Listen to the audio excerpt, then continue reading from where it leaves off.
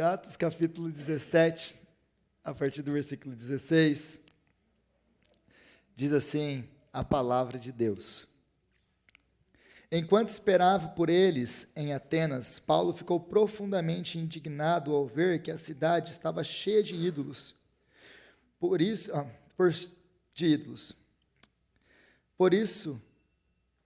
discutia na sinagoga com os judeus e com os gregos tementes a Deus, bem como na praça principal todos os dias com aqueles que por ali se encontravam. Alguns filósofos epicureus e estoicos começaram a discutir com ele. Alguns perguntavam: o que está tentando dizer este tagarela? Outros diziam: parece que ele está anunciando deuses estrangeiros, pois Paulo estava pregando as boas novas a respeito de Jesus e da ressurreição. Então o levaram a uma reunião do Areópago, onde eles lhe perguntaram: podemos saber que novo ensino é esse que você está anunciando? Você está nos apresentando algumas ideias estranhas e queremos saber o que elas significam. Todos os atenienses e estrangeiros que ali viviam não se preocupavam com outra coisa senão falar e ouvir as últimas novidades. Então Paulo levantou-se na reunião do Areópago e disse: atenienses, vejo que em todos os aspectos vocês são muito religiosos, pois andando pela cidade observei cuidadosamente os seus objetos de culto e encontrei até um altar com esta inscrição: ao Deus desconhecido. Ora, o que vocês adoram, apesar de não conhecer, eu lhes anuncio. O Deus que fez o mundo e tudo o que nele há é o Senhor dos céus e da terra. E não habita em santuário feito por mãos humanas. Ele não é servido por mãos de homens, como se necessitasse de algo, porque ele mesmo dá a todos a vida, o fôlego e as demais coisas. De um só fez ele todos os povos, para que povoassem toda a terra, tendo determinado os tempos anteriormente estabelecidos e os lugares exatos em que deveriam habitar. Deus fez isso para que os homens o buscassem e talvez tateando pudessem encontrá-lo, embora não esteja longe de cada um de nós. Pois nele vivemos, nos movemos e existimos, como disseram alguns dos poetas de vocês. Também somos descendência dele. Assim, visto que somos descendência de Deus, não devemos pensar que a divindade é semelhante a uma escultura de ouro, prata ou pedra feita pela arte e imaginação de homem. No passado, Deus não levou em conta essa ignorância, mas agora ordena que todos, em todo lugar, se arrependam, pois estabeleceu um dia em que há de julgar o mundo com justiça, por meio do homem que designou, e deu provas disso a todos, ressuscitando-o dentre os mortos. Quando ouviram sobre a ressurreição dos mortos, alguns deles zombaram e outros disseram: a esse respeito nós o ouviremos outra vez. Com isso, Paulo retirou-se do meio deles. Alguns homens juntaram-se a ele e creram. Entre eles estava Dionísio, membro do Areópago, e também uma mulher chamada Damaris, e outros com eles. Palavra de Deus. Senhor, nós te louvamos pela sua palavra, e agora pedimos graça, entendimento, sabedoria, para que possamos entender a sua palavra, porque a sua palavra só pode ser discernida pelo teu Espírito, através do seu Espírito. Se o Senhor não nos ensinar, se o Senhor não nos abrir os olhos, se o Senhor não abrir o nosso coração, se o Senhor não abrir o nosso entendimento, Senhor, nós não podemos entender a sua palavra. Então nós clamamos a Ti agora, que o Senhor venha abrir os nossos olhos, os nossos ouvidos, o nosso entendimento para a sua palavra. e que a exposição da sua palavra venha trazer grande glória para o teu santo nome. Venha exaltar o Senhor Jesus Cristo. Venha abençoar e alimentar o teu povo. É o que nós oramos, no nome de Jesus. Amém. Amém. Se você voltar comigo, versículo 16, o texto nos diz que, enquanto esperava por eles em Atenas, Paulo ficou profundamente indignado ao ver que a cidade estava cheia de ídolos. Paulo chega finalmente em Atenas. Atenas era a capital intelectual e cultural do Império Romano. Já não era mais a grande Atenas de 4 séculos passado, a terra dos grandes filósofos, Sócrates e os outros.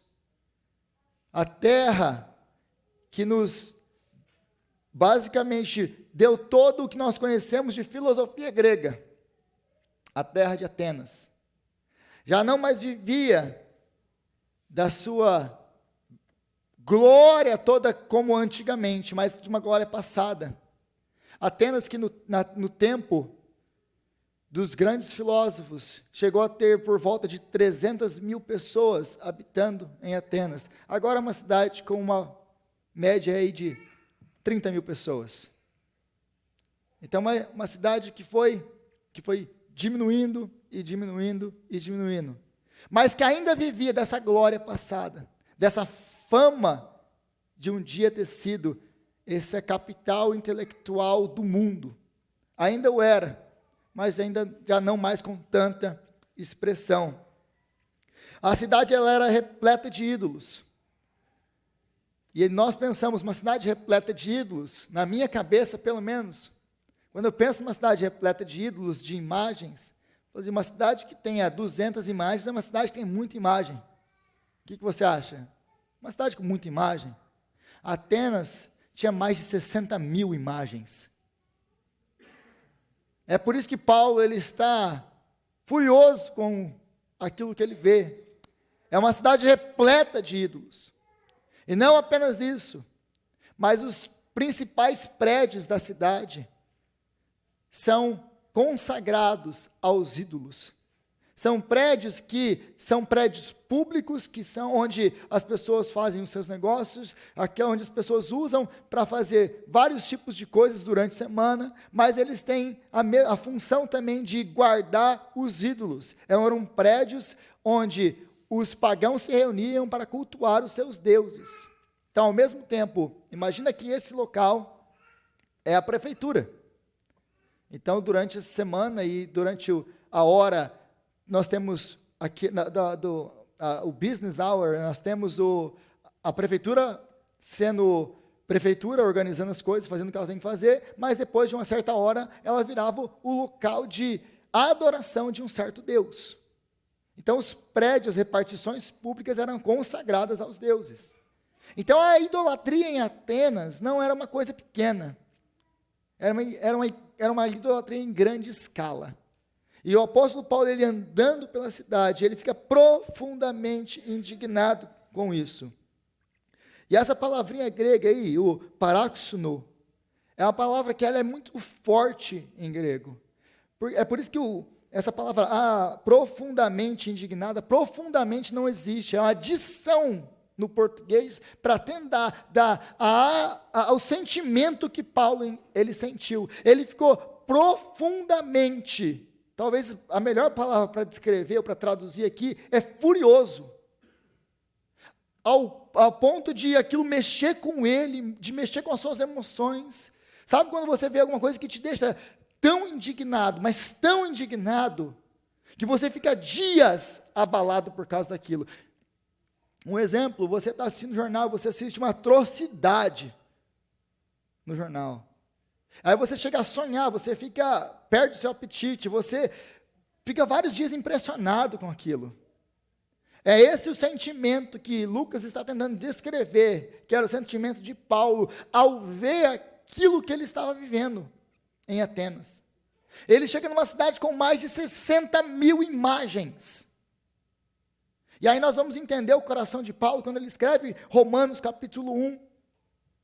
Porque a pergunta que deve ter vindo ao coração de Paulo é essa: como é que nós podemos chegar tão longe de Deus? Como é que nós podemos estar hoje aqui, trocando a glória do Deus Todo-Poderoso por imagens feitas por mãos de homens? Porque é exatamente isso que ele escreve em Romanos 1, 23. Como é que nós podemos chegar nesse grau de idolatria? Então ele está profundamente indignado com tudo que ele está vivendo em Atenas. Mas o que vem, e a lição que nós tiramos de tudo isso, sobre a idolatria, e aí às vezes aquilo que você pode pensar, eu posso pensar, é que eu não adoro mais ídolos. Nós não adoramos mais ídolos, nós não vamos mais chegar agora em cidades grandes. Por exemplo, nós não chegamos em Las Vegas e achamos 60 mil ídolos lá. E por causa disso nós pensamos, nós não adoramos mais ídolos. Porque nós associamos idolatria apenas à adoração de ídolos, de estátuas, de imagens. Mas a idolatria, como por muitas e muitas e muitas vezes eu já expliquei, vai muito além de adorarmos imagens, de nos dobrarmos diante de imagens. A idolatria que nós conseguimos associar hoje, que nós geralmente associamos, aliás, talvez a mais próxima que nós temos, são no meio do catolicismo, que tem as imagens, nós nos levantamos contra e falamos, eles estão adorando imagem, porque nós vemos isso na Bíblia, então nós associamos isso como só aquilo que é idolatria. Mas o apóstolo Paulo e a Bíblia vai muito além disso. Ele vai muito além disso. Porque as pessoas que adoravam esses ídolos, elas que eram idólatras, elas não amavam os ídolos. Elas não adoravam os ídolos porque elas amavam os ídolos. Olha que amor, que afeto que eu tenho por esse ídolo. Que maravilhoso que é esse ídolo. Eles não amavam os ídolos. Eles amavam aquilo que os ídolos podiam dar. Na cabeça deles, eles adoravam os ídolos, não por quem os ídolos eram, mas por aquilo que eles podiam dar.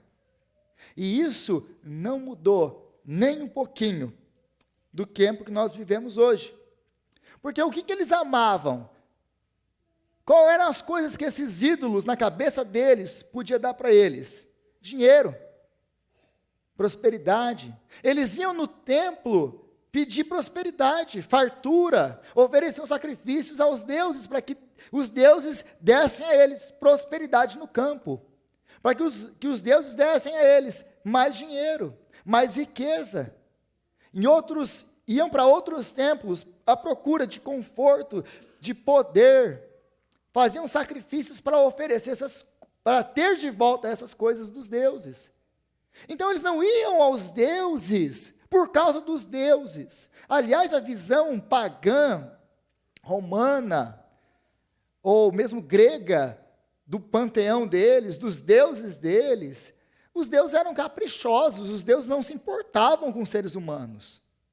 Eles não tinham uma admiração e um amor pelos deuses. Mas eles queriam aquilo que os deuses podiam dar. Então eles amavam essas coisas: dinheiro, poder, fama, sexo, boa saúde. E eles iam aos deuses à procura dessas coisas. Eles não iam aos deuses por quem eles eram, por quem os deuses eram. Eles iam por amor a outras coisas. E isso nunca mudou. Isso é assim até hoje. Nós ainda vivemos na mesma idolatria dessas coisas. Muitas vezes ainda tratamos Deus como um ídolo. Como os pagãos, nós pensamos, nós não adoramos as imagens, nós somos livres, nós não nos dobramos em frente a imagens para adorar. Mas na prática, nós fazemos exatamente aquilo que eles faziam. Nós vamos muitas vezes atrás de Deus, não por quem Deus é, não porque eu conheci o caráter de Deus, não por aquilo que Ele é como Deus. Nós vamos por aquilo que Ele pode fazer por nós. Nós vamos por aquilo que nós amamos, que é aquela lista que eu acabei de falar: dinheiro, prosperidade, poder, saúde, talvez fama. Então nós tratamos Deus como ídolo, ainda fazendo aquilo que os pagãos faziam. Isso nunca mudou. Isso nunca mudou. Mas a partir do versículo 17, o texto nos diz que: por isso discutia na sinagoga com os judeus e com os gregos tementes a Deus, bem como na praça principal, todos os dias, com aqueles que por ali se encontravam. Alguns filósofos epicureus e estoicos começaram a discutir com ele. Alguns perguntavam: o que está tentando dizer este tagarela? Então, Paulo, ele está profundamente irado, angustiado, irritado, com toda aquela cena que ele está vendo, com toda aquela idolatria, com todo aquele abandono de quem é Deus, com a falta do conhecimento do Senhor. Como chegamos a tal ponto? Mas essa indignação, ela não se torna em religiosidade. O apóstolo Paulo, ele não sai pela cidade quebrando os ídolos, acusando eles: vocês são todos idólatras, vocês vão tudo para o inferno, como muitas vezes os religiosos evangélicos fazem. O apóstolo Paulo entende que eles estão mortos espiritualmente. O apóstolo Paulo entende que eles estão cegos espiritualmente. Então ele não chega lá como alguém que, quebrando tudo e forçando Deus goela abaixo de ninguém, como muita gente evangélica chata quer fazer. Porque não tem coisa pior que evangélico chato, não, gente. Jesus amado, tem uns evangélicos que eu vou falar para você. Eu espero que você não seja um desses. Que aí você vê o cara lá, o cara tem a religião dele, e está lá, perdido na religião dele, a gente quer julgar e falar, não, mas nós temos o dever, sim, de apresentar Cristo, de iluminar o entendimento das pessoas, explicando as Escrituras para as pessoas. É o nosso chamado a pregar o Evangelho, mas em amor, em amor.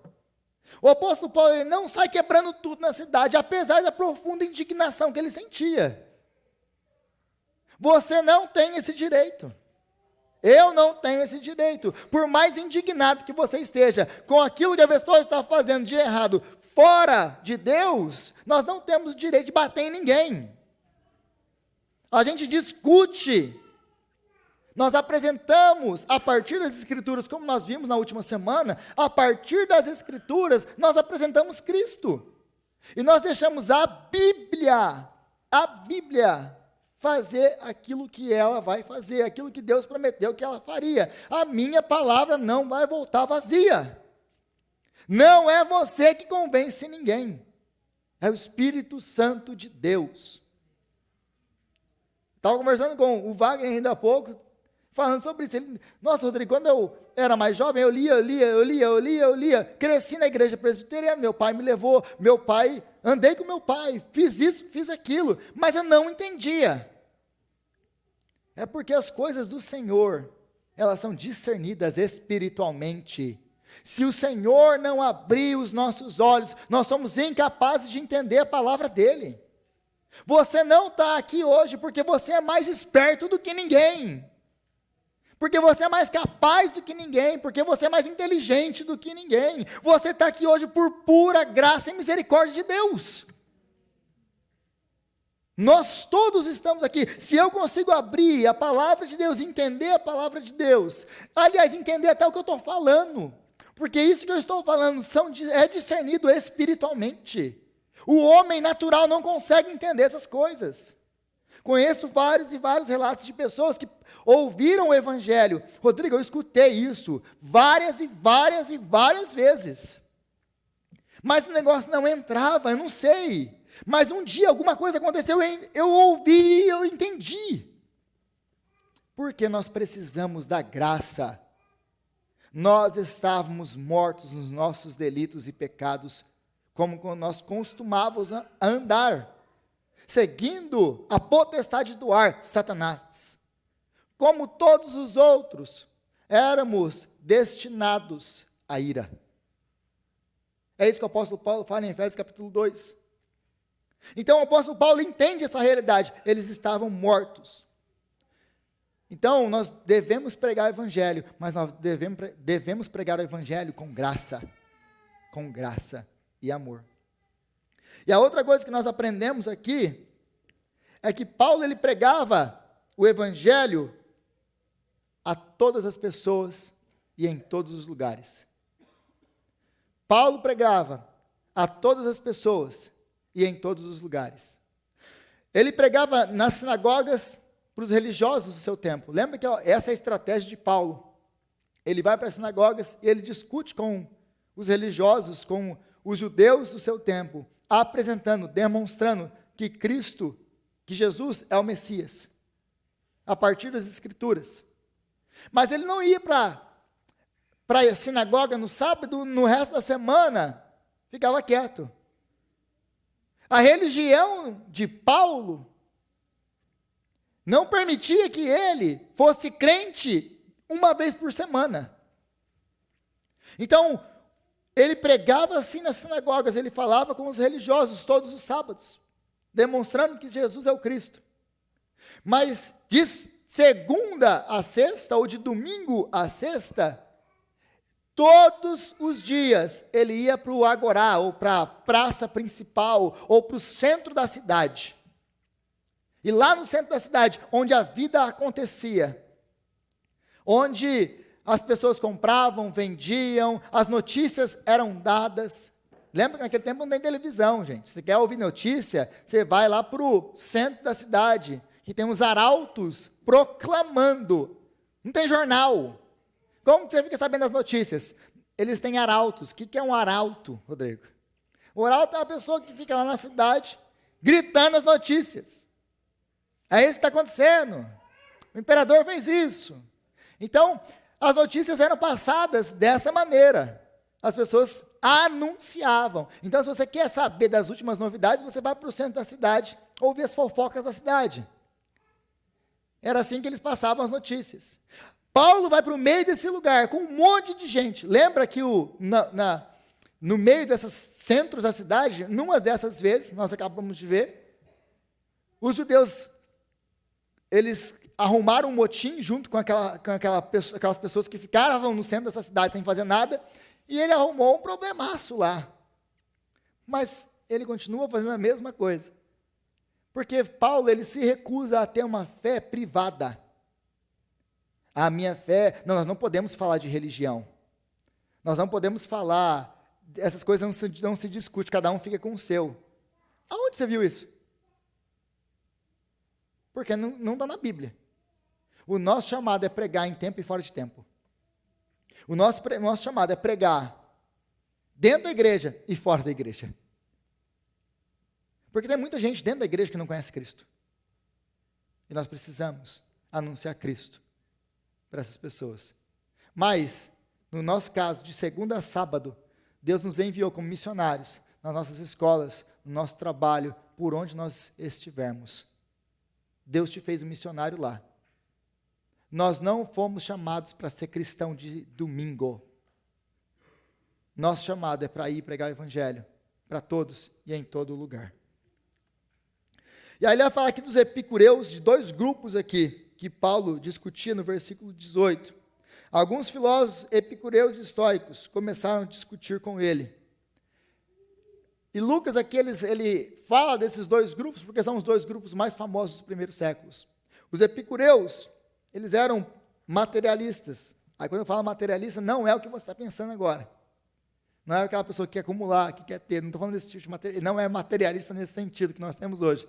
Eles eram materialistas no sentido de que eles criam que a matéria é que criou a matéria. Ou seja, o mundo veio a partir da matéria. A matéria se criou. Então eles são basicamente os cientistas de hoje. Eles querem dar uma explicação para... De onde o mundo veio então? Os epicureus já faziam isso há 2000 anos atrás. Aliás, mais do que 2000 anos. Eles acreditavam então que a matéria veio da matéria. Eles não acreditavam em vida após a morte. Morreu, acabou. Morreu, acabou. E apesar de não negarem a existência dos deuses, eles não chegavam a negar a existência dos deuses. Mas eles diziam que eles não se relacionavam com a gente. Bom, se existe, alguns cientistas têm essa pegada aí. Não, se existe um Deus criador, então ele deu corda no relógio e deixou o negócio seguir. Ele não se interfere nas nossas vidas. Pode até existir uma inteligência por trás da criação do universo, mas aí eles não chegam a falar assim, tá, mas essa inteligência ela não se interfere na nossa vida, não existe esse Deus pessoal. Para eles era basicamente isso. A matéria veio da matéria, a vida depois da morte não existe. Se existe um Deus, ele não se envolve com a gente. Basicamente eles eram o quê? Os nossos cientistas, os nossos ateus, agnósticos do nosso tempo. Era essa galera aí. Aí o propósito da vida é o quê? Qual que é o propósito da vida deles? O propósito para eles de vida é viver, ser feliz aqui e agora. Poder ter prazer e felicidade nessa vida. É para isso que eles viviam, para ser feliz aqui e agora. Não parece muito com o que nós vivemos no nosso tempo, especialmente na região em que nós vivemos, no New England? Não existe céu, não existe inferno. Você está aqui agora, você tem que ser feliz aqui agora, porque depois você morre e acabou. Então aproveita esse único ticket que você tem de vida. Não existe Deus, e se existe um Deus, ele não interfere na sua vida, ele não está nem aí para você. Nós temos explicações científicas para de onde o mundo veio. Parece muito New England, que nós vivemos hoje. Então não tem nada novo debaixo do sol. Aí nós temos os estoicos. Os estoicos já eram uma pegada mais diferente, a galera mais religiosa. Porque eles eram panteístas. O que é panteísta? O que é um panteísta? Ele acredita que tudo é Deus e Deus é tudo. Você é Deus, eu sou Deus, a árvore é Deus, o elefante é Deus. Tudo é Deus. Nós conhecemos bem também essa outra realidade. Não temos muito por aqui. Nós é mais a galera do Epicureu. Mas aí os estoicos são os panteístas. Tudo é Deus para eles. Mas eles acreditavam também numa razão, que eles chamavam de logos. Aí você vai começar a entender o João usando a palavra logos. Por que ele usava a palavra logos? Para eles, esse logos, essa razão, é a razão criadora de todas as coisas. Esse logos, que é aquilo que está por trás da criação do universo, de tudo que existe. Essa era a mentalidade deles. Agora, eles acreditavam que nós podemos alcançar a felicidade pelo livre exercício da razão. Nossa, da onde será que a galera da pós-modernidade arrancou, ou da modernidade, aliás, arrancou o slogan deles? Nós podemos alcançar a felicidade pelo livre exercício da razão. Esse é o lema da modernidade, que acaba com as duas grandes guerras mundiais. Essa é isso que eles acreditavam. Então, os gregos, há mais de 2000 anos atrás, já acreditavam que nós poderíamos ser felizes pelo livre exercício da nossa razão. Que quanto mais iluminado, que quanto mais erudito, quanto mais inteligente, quanto mais conhecimento você adquirisse, mais feliz você seria. Eles já acreditavam nisso há mais de 2000 anos atrás. Isso não é nada novo. Mas eles acreditavam também que você não pode deixar nada te afetar. A dor, você não pode deixar os sentimentos te controlarem. Você é uma pessoa que precisa ser calma e fria em todos os momentos. Não pode deixar que nada atinja você. Aconteceu, lembre-se, todo mundo vai morrer mesmo. Então deixa isso para lá. Você não deve ter sentimentos. Morreu a sua família, morreu alguém, você continua vivendo normalmente. É a natural da vida. A morte é uma coisa natural da vida. Sofrimentos são coisas que não existem. Essa é a ideia, mais ou menos, dos estoicos. E eles não criam na ressurreição do corpo. Apesar de crer na vida após a morte, eles não criam em uma coisa, a ressurreição do corpo. Por quê? Porque eles são dualistas. Eles acreditam que a matéria é má e que o espiritual é bom.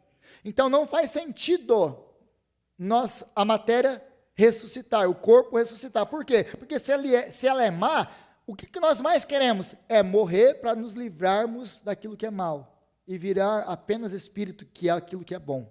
Então essa é a pegada dos estoicos. Depois de anunciar essas coisas todas, o apóstolo Paulo, de falar de Jesus Cristo, se você voltar aí comigo para o versículo 19. Aliás, versículo 18 ainda, no meio do versículo 18. Parece que ele está anunciando deuses estrangeiros, pois Paulo estava pregando as boas novas a respeito de Jesus e da ressurreição. Então o levaram a uma reunião do Areópago, onde lhe perguntaram: podemos saber que novo ensino é esse que você está anunciando? Você está nos apresentando algumas ideias estranhas e queremos saber o que elas significam. O Areópago, ele era a corte da cidade daquele tempo. Era a corte de maior respeito e autoridade, que governava a cidade em dois aspectos, religiosos e civis, porque não existia separação dessas duas coisas. Então, quando eles o levam para lá, eles não estão apenas levando para lá para ouvir o apóstolo Paulo aquilo que ele tinha para falar. O apóstolo Paulo está sendo convidado fortemente a comparecer diante dos magistrados da cidade. Porque ele está apresentando ideias novas e deuses estrangeiros, o que era proibido por lei. Sócrates, ele foi condenado à morte por anunciar deuses estrangeiros. A acusação contra Sócrates que nós mais conhecemos da morte de Sócrates é que ele estava pervertendo a juventude. Mas essa era a maneira com que ele estava pervertendo a juventude, anunciando deuses estrangeiros, ideias novas. O que é isso que ele está apresentando? Ele está pervertendo a juventude. É por isso que Sócrates, o filósofo, é condenado à morte, pelo mesmo Areópago, que agora está chamando Paulo. Então eles chegam lá, apresenta Paulo. Ele está falando isso, apresentando para nós deuses estrangeiros, ideias novas, falando sobre ressurreição e falando sobre esse tal de Jesus. Então eles querem ouvir Paulo para saber o que Paulo está ensinando. Porque, apesar de eles serem panteístas, isso é meio que até hilário, apesar de serem panteístas, apesar de terem mais de 60 mil imagens na sua cidade, você não podia pregar uma que não estivesse lá. Não, tá bom, a gente é panteísta, a gente acredita em tudo isso aí e tal, mas não é assim, você pode fazer o que você quiser. Tinha todo um processo. A pessoa, para introduzir um novo Deus, tinha que passar por um processo seletivo.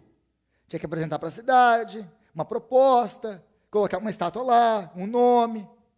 Então tinha todo um processo para você poder então apresentar um novo Deus. E ele ser aceito e reconhecido no panteão. Você não podia fazer isso de maneira clandestina. Não podia ter uma barraquinha do Deus. Tinha que ser negócio oficial, tinha que pagar imposto. Então é isso que está acontecendo aqui. Ele está sendo chamado com a acusação de introduzir novos deuses. E a coisa pode ficar feia aqui, dependendo do que ele falar. E ele sabe muito bem disso. Aí, a partir do versículo 21, diz assim que todos os atenienses e estrangeiros que ali viviam não se preocupavam com outra coisa, senão falar ou ouvir as últimas novidades.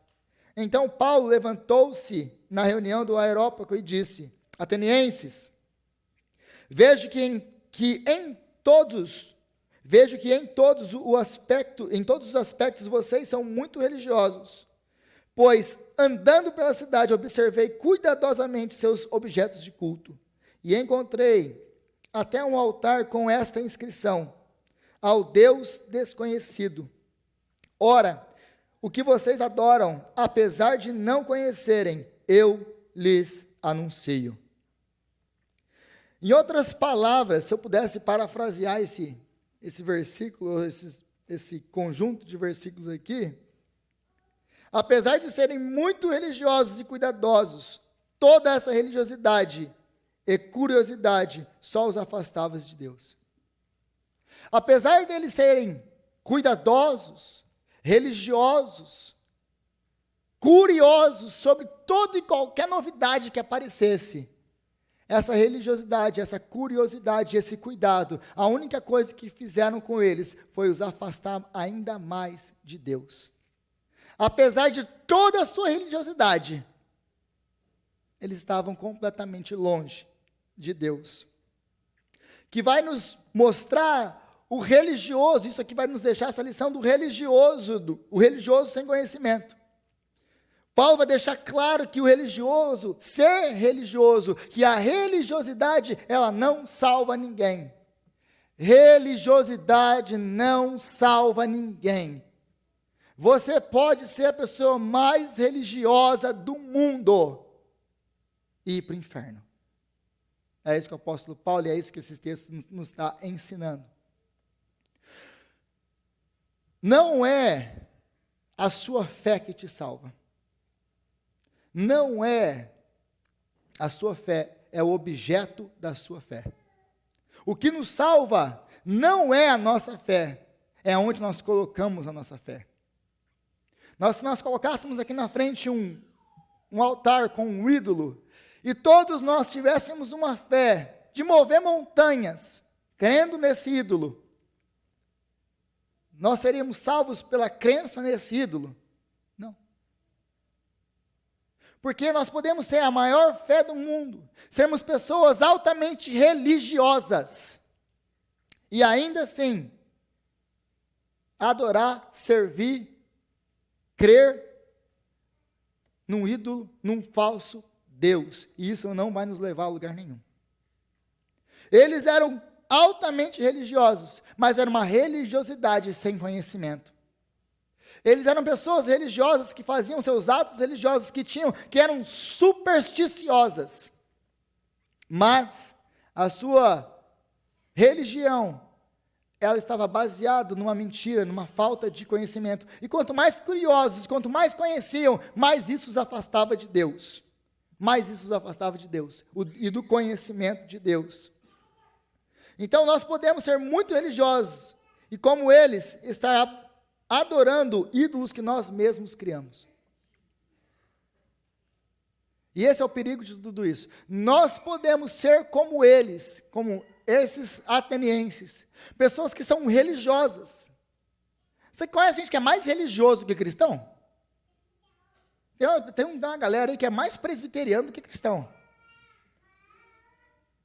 A pessoa é tão religiosa, mas não, isso aqui. Porque eu sou 4ª geração de presbiteriano na minha família. E, que legal. Bom para você. Mas é um religioso, é um fanático religioso. É um fanático religioso. Que está longe do conhecimento do Senhor. Porque ele está mais preocupado com a sua religião, com o ser religioso, do que com o conhecimento que leva à verdade e à salvação, que é Cristo. E tem muita gente assim. Muita gente assim. Então, nós podemos ser essas pessoas muito religiosas, mas no final nós estamos adorando os ídolos que nós criamos com as nossas mãos.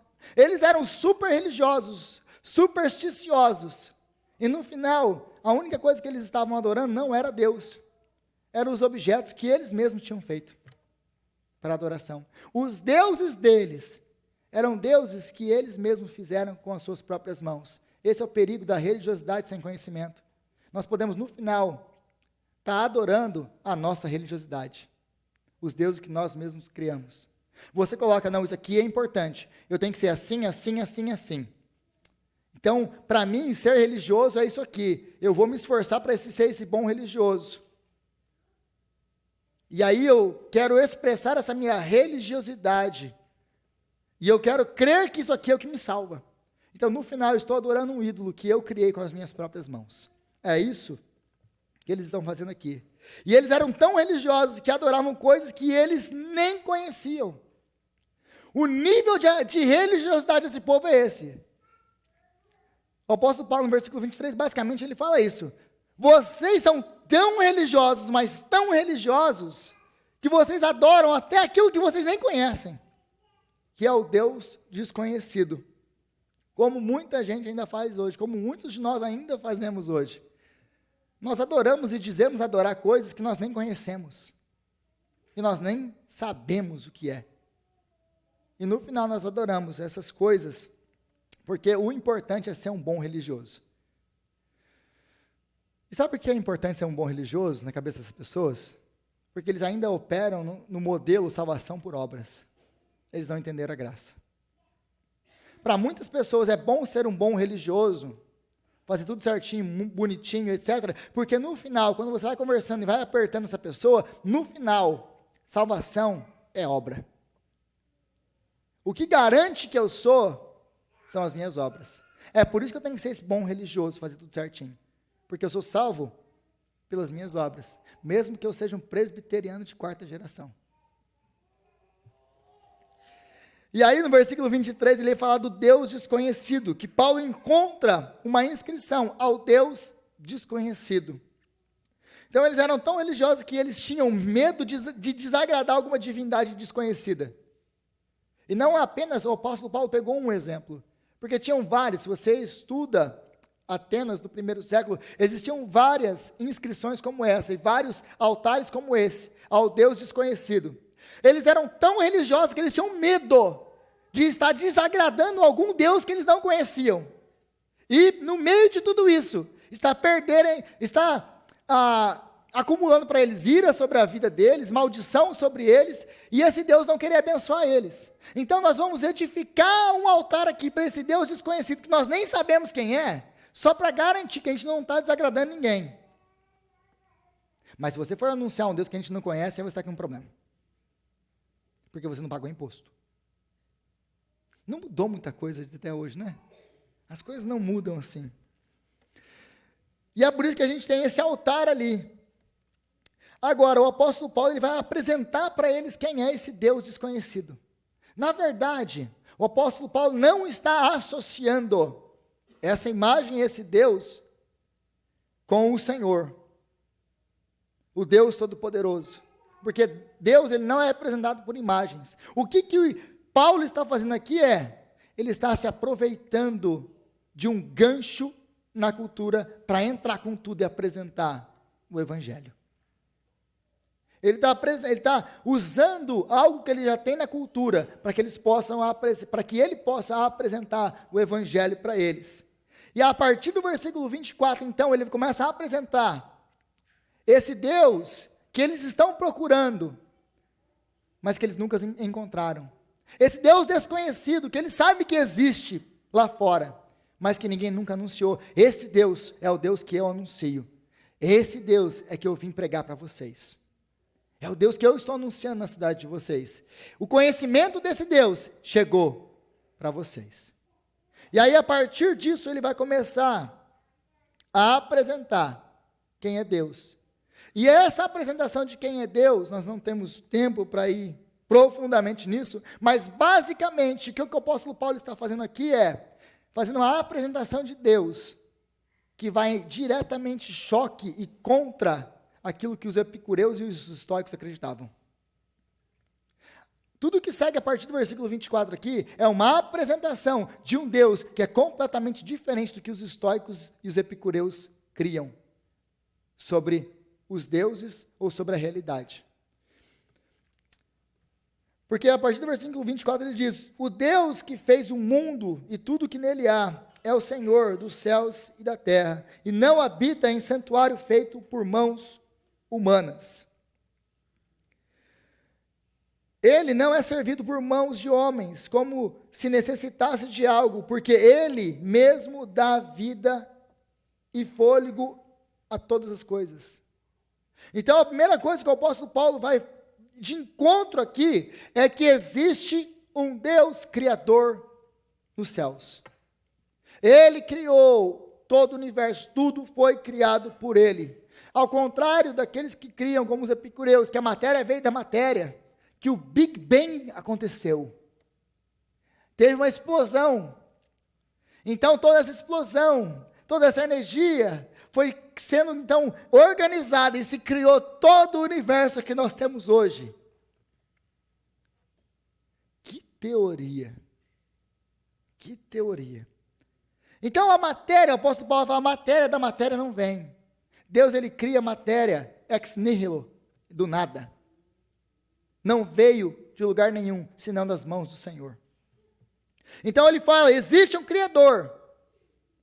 Como os estoicos acreditavam, o Logos, a razão por trás disso. Mas ele não é essa força impessoal que é tudo, está em todos.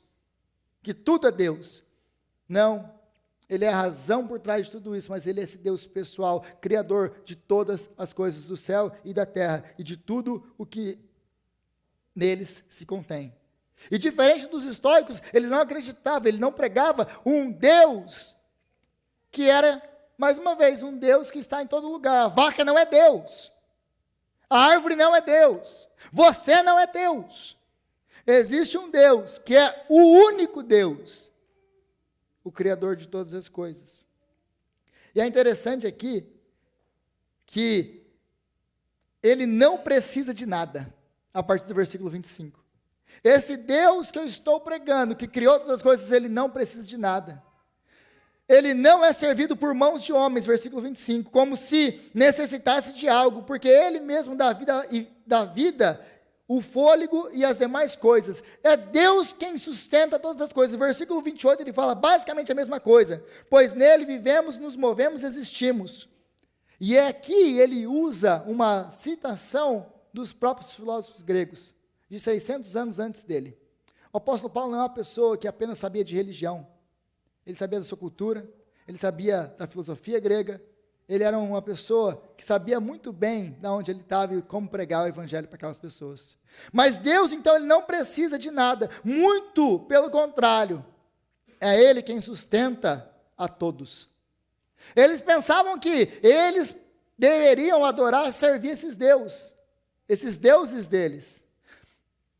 Mas o Deus que o apóstolo Paulo prega, o Deus que você e eu servimos, ele é um Deus que não precisa de nada. Então, ele não precisa do nosso serviço, ele não precisa de mim e de você, ele é Deus sem você. E ele continua sendo santo, grandioso, majestoso, poderoso sem você. Ele não precisa de nada nem de ninguém.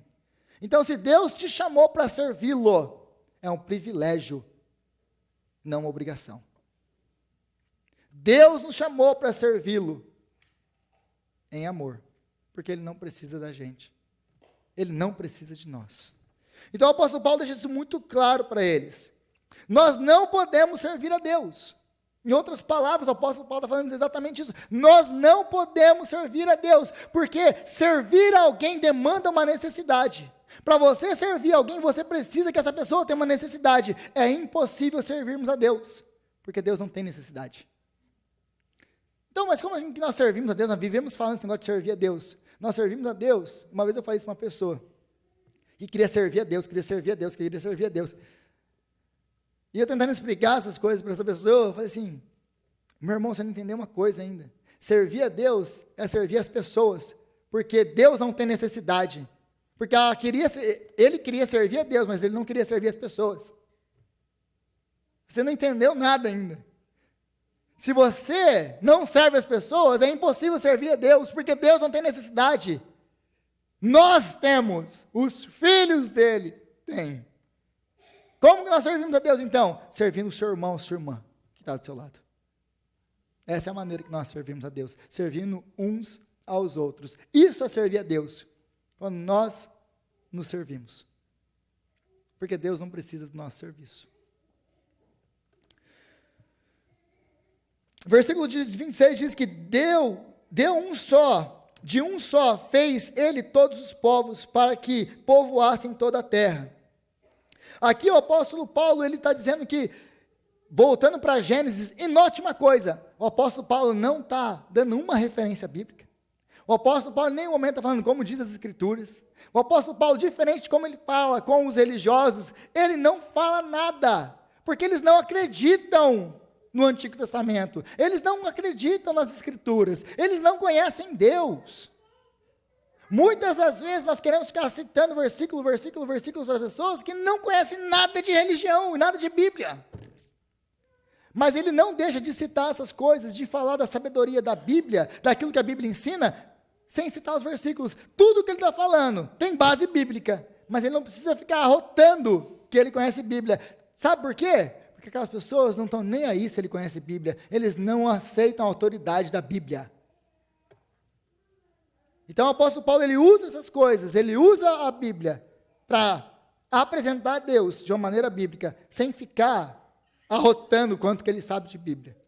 É uma outra coisa que a gente tem que corrigir muitas vezes na nossa apresentação da Bíblia para as pessoas. Mas por que ele fala que ele cita Gênesis? Ele volta lá para o Gênesis, para mostrar que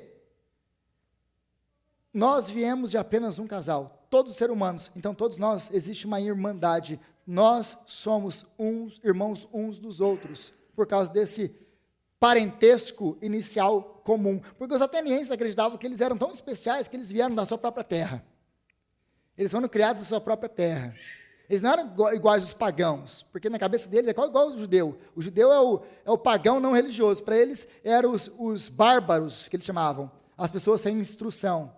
Se você não é ateniense, você é um bárbaro, você não tem entendimento. Aí o apóstolo Paulo vai corrigir isso, dizendo que, não, nós todos somos criados de um mesmo pai, de uma mesma mãe. Nós todos somos irmãos, viemos do mesmo lugar. Aí no versículo 27, ele diz que Deus fez isso para que os homens o buscassem e talvez sateando pudessem encontrá-lo, embora não esteja longe de cada um de nós. Ele é um Deus que se importa. Ele não é um Deus como vocês pensam, que é um Deus que não está nem aí para nós, ou como os deuses de vocês, que são deuses indiferentes, caprichosos, que têm as mesmas paixões que nós. Ele é um Deus perfeito, que não é como um de nós. Mas esse Deus perfeito, todo-poderoso, Criador do céu e da terra, Ele é um Deus imanente, é um Deus que interfere na história, que interfere na sua e na minha vida, ao ponto de entrar, de encarnar e virar um homem. Então Ele não é um Deus que está fora e não tem nenhum tipo de relacionamento. Ele é um Deus que zela pela sua criação e que cuida dela. E aí ele vai falar no versículo 29, quase na conclusão de tudo isso. Assim, visto que somos descendência de Deus, não devemos pensar que a divindade é semelhante a uma escultura de ouro, prata e pedra, feita pela arte e imaginação do homem. Então, uma vez que Deus criou todas as coisas, incluindo o homem, Deus não pode ser criado pela habilidade do homem. O que ele está falando? Fala assim, para os eruditos do seu tempo, para as pessoas mais inteligentes do seu tempo, para e pensa na proposta de vocês. Se Ele é o Criador de todas as coisas, se existe uma razão por trás de tudo isso, a crença de vocês, de que isso aí que vocês adoram é Deus, não faz sentido nenhum. Se Ele criou todas as coisas, como que vocês estão criando Ele com as mãos de vocês?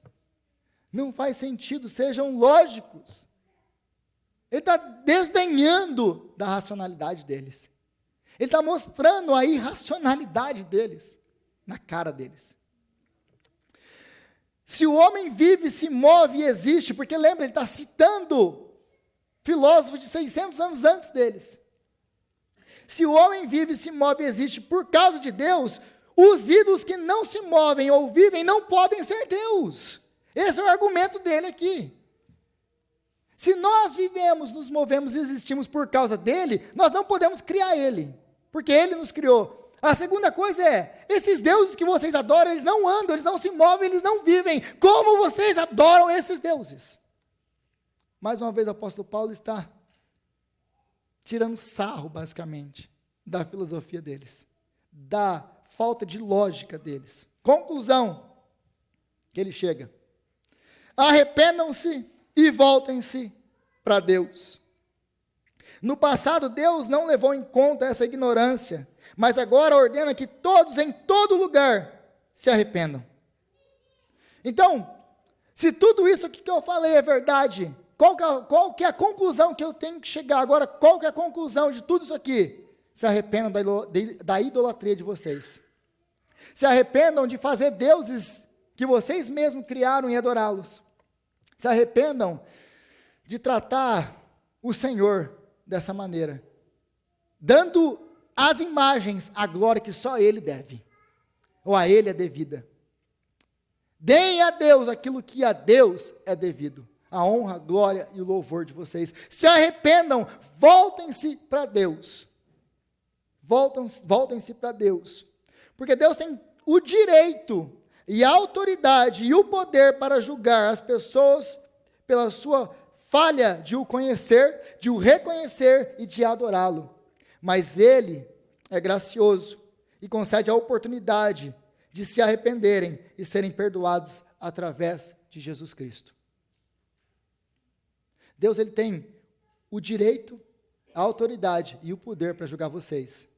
Mas Deus, sendo rico em misericórdia, com grande amor com que nos amou, nos deu vida em Cristo Jesus. Então Paulo apresenta Jesus como uma forma de agora sermos perdoados. Mas como que eu posso saber, como que eu posso ter certeza de que tudo isso aí, o apóstolo Paulo, que você está falando é verdade? Até faz sentido a sua lógica. Mas como que eu posso saber que esse homem é o homem que Deus apontou? E aí ele vai falar, por causa da ressurreição. A ressurreição é a prova de que tudo que eu estou falando para vocês é verdade. De que existe esse Deus, de que esse é o caráter dele, de que ele está chamando ao arrependimento, de que Jesus vem e há de vir um dia que ele julgará os vivos e os mortos. Todos nós compareceremos diante dele e prestaremos conta. Portanto, arrependam-se e creiam em Jesus Cristo. Mas como que eu sei que isso é verdade? Porque Jesus ressuscitou dos mortos. Isso não é uma fantasia. Eu tenho provas para mostrar para vocês que Jesus ressuscitou dos mortos. Então eles começam a desdenhar deles, porque eles não acreditavam na ressurreição dos mortos. Eles não acreditavam que a matéria, porque o que o homem podia ou precisava ressuscitar. Lembra lá da filosofia deles, da ideia deles, da cosmovisão deles. A matéria é má. Então eles desdenham Paulo. Mas na ressurreição, tudo o que ele falou anteriormente é provado. A ressurreição é a prova que nós temos, é a garantia de que nós temos, de que tudo isso aqui é a palavra de Deus, é a ressurreição. A ressurreição deixa muito claro que ele se assenta no trono dele, que ele é o Criador de todas as coisas, que ele chama todos os homens em todos os lugares ao arrependimento, e que um dia ele virá julgar o mundo, através do homem que ele escolheu, Jesus Cristo, o nosso Senhor. Senhor, nós te louvamos, nós te agradecemos pela sua palavra, e te pedimos que o Senhor venha nos dar graça para viver de maneira digna do seu evangelho, pregando o seu evangelho em todos os lugares e a todo tempo para todas as pessoas, não nos envergonhando do evangelho. Nós oramos ao Senhor, Pai, pedindo ao Senhor que o Senhor venha nos dar entendimento e sabedoria na sua palavra, para não sermos religiosos, fanáticos e cegos, desprovidos do conhecimento do Senhor. Que o Senhor venha nos livrar, ó Deus, de adorarmos ídolos feitos pela nossa própria imaginação e pelas nossas próprias mãos. Que o Senhor venha, Pai, nos guardar de tudo isso. E que o Senhor venha, Pai, nos lembrar dia após dia de que o Senhor Jesus ressuscitou dos mortos e que Ele governa soberanamente sobre tudo e sobre todos. Dá-nos graça, Pai, para viver a sua palavra. É o que nós te pedimos no nome de Jesus. Amém. Amém.